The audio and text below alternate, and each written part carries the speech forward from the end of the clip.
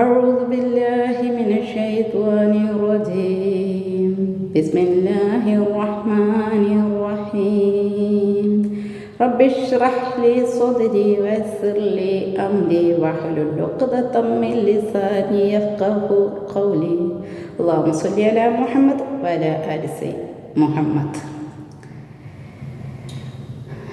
International speech contestant chair, പ്രിയ judges, എൻ്റെ ശബ്ദം ശ്രവിക്കുന്ന മാന്യ ശ്രോതാക്കളെ, അസ്സലാമു അലൈക്കും വറഹ്മത്തുള്ളാഹി വബറകാതുഹു. ലോക ഖുർആൻ മാസ്റ്റേഴ്സ് ക്ലബ്ബ് ഒരുക്കുന്ന ഇൻ്റർനാഷണൽ സ്പീച്ച് കോൺടെസ്റ്റിൽ പരിശുദ്ധ ഖുർആനിലെ 54-ാമത്തെ അധ്യായമായ സൂറ ഖമറിലെ 4 വചനം ആവർത്തിച്ചു വരുന്ന 4 വചനത്തെക്കുറിച്ച് തദബ്ബുർ ചെയ്ത് സംസാരിക്കാനാണ് ഞാൻ ഉദ്ദേശിക്കുന്നത്, ഇൻഷാ അല്ലാഹ്. 4 സമൂഹത്തിൻ്റെ, അതായത് നൂഹ് നബി അലൈഹി ഇസ്ലാമിൻ്റെ, പിന്നെ ആദ് ഗോത്രത്തിൻ്റെയും സമൂദ് ഗോത്രത്തിൻ്റെയും, അതുപോലെ ലൂത്ത് നബി അലൈഹി ഇസ്ലാമിൻ്റെയും ജനതയ്ക്ക് നേരിട്ട വിപത്തിന് ശേഷം, പരീക്ഷണങ്ങൾക്ക് ശേഷം അള്ളാഹു അവരോട് ആവർത്തിച്ച് ചോദിക്കുന്ന ഒരേ വചനം 4 പ്രാവശ്യം ആവർത്തിച്ച് ചോദിക്കുന്നുണ്ട് ഈ ഒരു അധ്യായത്തിൽ. വലഖദ് യസ്സർനൽ ഖുർആന ലിദ്ദിക്രി ഫഹൽ മിൻ മുദ്ദക്കിർ. നിശ്ചയമായും ഓർമ്മിക്കുവാൻ വേണ്ടി ഖുർആനെ ഞാൻ എളുപ്പമാക്കിയിരിക്കുന്നു. ആരുണ്ട് ഓർമ്മിക്കാൻ? ഈ ഒരു ചോദ്യം നമ്മളോട് കൂടിയാണ്. സത്യാന്വേഷണ മനസ്സോടും തുറന്ന ഹൃദയത്തോടും കൂടി ഖുർആനെ സമീപിക്കുന്നവർക്ക് ആവശ്യമായ ഉപദേശങ്ങളും നിർദ്ദേശങ്ങളും ജീവിതത്തിൽ ആവശ്യമായ എല്ലാ കാര്യങ്ങളും ഖുർആനിൽ അള്ളാഹു ഓർമ്മിപ്പിക്കുന്നുണ്ട്.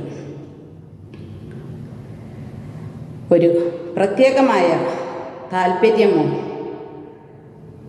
ഉൾക്കാഴ്ചയെ വെച്ച് ഖുർആനെ സമീപിക്കുന്നവർക്ക് അതിൻ്റെ മാധുര്യവും വിജ്ഞാനവും നുകരാൻ കഴിഞ്ഞെന്ന് വരില്ല. അല്ലാതെ സമീപിക്കുന്നവർക്ക് തീർച്ചയായും അത് പ്രതിഫലം നൽകുക തന്നെ ചെയ്യും. ഏതൊരാൾ അറിവന്വേഷിച്ചുകൊണ്ട് ആ വഴിയിൽ പ്രവേശിക്കുന്നവോ അവർക്കത് അള്ളാഹു എളുപ്പമാക്കി കൊടുക്കുമെന്ന് നമ്മെ പഠിപ്പിക്കപ്പെട്ടിട്ടുണ്ട്.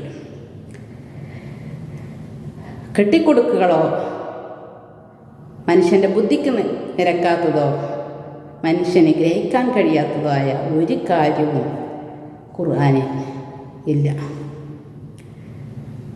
എന്നുവെച്ച് കേവലമായ അല്പസ്വല്പമായ അറബി ഭാഷാ പരിജ്ഞാനം കൊണ്ട് ഖുർആൻ്റെ അഗാധമായ അർത്ഥവും ആശയവും മനസ്സിലാക്കാൻ കഴിയുമെന്ന് ഇതിന് അർത്ഥമില്ല.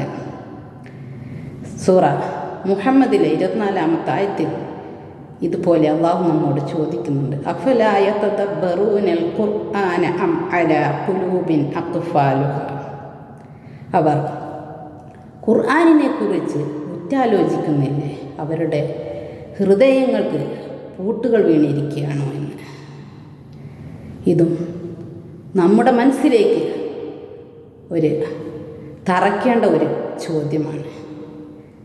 ഖുർആൻ പല സ്ഥലത്തും ചിന്തിക്കുന്നവർക്ക് ദൃഷ്ടാന്തമുണ്ടെന്ന് അള്ളാഹു നമ്മെ ഓർമ്മിപ്പിക്കുന്നുണ്ട്.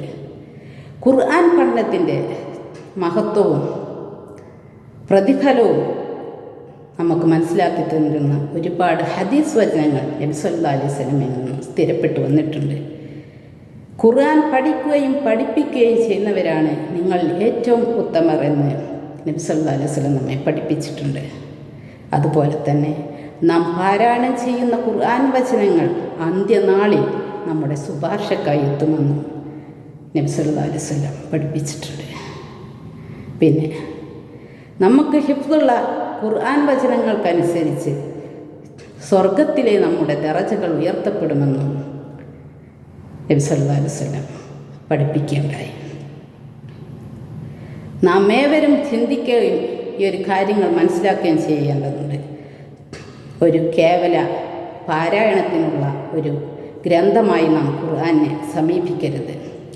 ഇതുപോലെ ഒരു മനുഷ്യജീവിതത്തിൻ്റെ ആവശ്യമായ എല്ലാ കാര്യങ്ങളും പഠിപ്പിക്കുകയും അതുപോലെ ജീവിച്ച് കാണിച്ചു തരികയും ചെയ്ത ഒരു മതം വേറെ ഇല്ല. അതുകൊണ്ട് തന്നെ നമ്മൾക്ക് കിട്ടിയ ഈ ഒരു ഹിദായത്ത് എന്ന വെളിച്ചത്തെ അതിൻ്റെ പൂർണ്ണമായ അർത്ഥത്തിൽ മനസ്സിലാക്കിക്കൊണ്ട് നമ്മുടെ ജീവിതത്തിൽ ഖുർആനെ പഠിക്കാനും അതനുസരിച്ച് പ്രവർത്തിക്കാനും നാം ഏവരും തയ്യാറാകേണ്ടതുണ്ട്.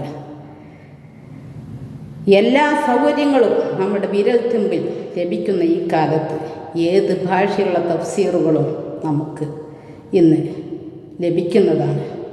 ഒരുപാട് സമയം സോഷ്യൽ മീഡിയയിൽ ചെലവഴിക്കുന്ന നാം നമ്മുടെ ജീവിതത്തിൻ്റെ ഒരു ഭാഗമായി ഖുർആൻ പഠനത്തെ മാറ്റേണ്ടതുണ്ട്. എങ്കിൽ മാത്രമേ നമുക്ക് ഈ ലോകത്തും പരലോകത്തും വിജയിക്കാൻ സാധിക്കുകയുള്ളൂ. അതുകൊണ്ട് തന്നെ അള്ളാഹു നമുക്കേവർക്കും അതിന് തൗഫീഖ് ചെയ്യട്ടെ എന്ന് പ്രാർത്ഥിച്ചുകൊണ്ട് വാഖിറു ദഅവാന അനിൽ ഹംദുലില്ലാഹി റബ്ബിൽ ആലമീൻ.